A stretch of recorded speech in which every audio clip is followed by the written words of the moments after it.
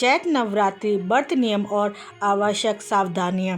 चैत्र नवरात्रि का व्रत केवल भोजन त्यागने का नियम नहीं है, यह मन, वाणी और व्यवहार को शुद्ध करने का अवसर है। कई लोग सोचते हैं कि फल खा लिया, नमक छोड़ दिया तो व्रत पूरा हो गया, पर सच में नवरात्रि अपने आप में अनुशासन का अभ्यास है। सबसे पहला नियम है सात्विक, मतलब सादा भोजन, हल्का और शुद्ध हो।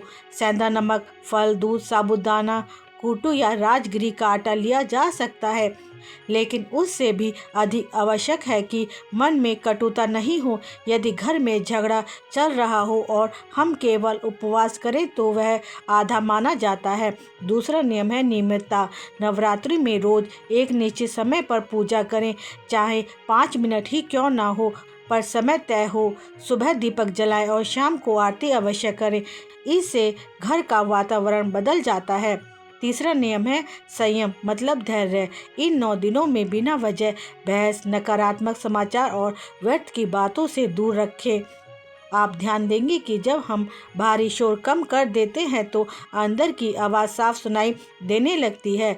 चौथा नियम है सेवा। यदि संभव हो तो किसी जरूरतमंद को भोजन करा दें। कन्या पूजन केवल परंपरा नहीं, यह स्त्री शक्ति के सम्मान का प्रतीक है। अष्टमी या नवमी के दिन छोटी कन्याओं को भोजन कराना और उनका आशीर्वाद लेना बेहद फलदायी माना जाता है। अब बात करें तो 9 दिनों की साधना की। हर दिन माँ के एक रूप की पूजा की जाती है, लेकिन केवल नाम लेने से अधिक ज़रूरी है उस रूप का भाव समझना।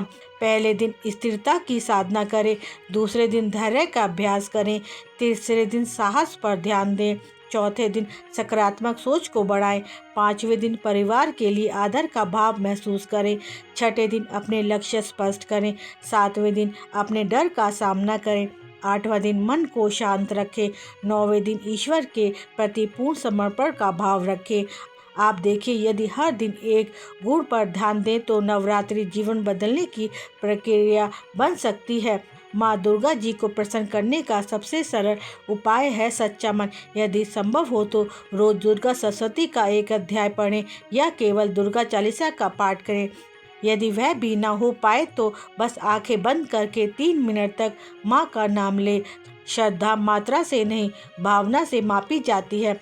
नवरात्रि हमें याद दिलाती है कि शक्ति बाहर नहीं, हमारे अंदर है। घट स्थापना उस शक्ति को जगाने की शुरुआत है और व्रत उस शक्ति को सुरक्षित रखने की आदत है।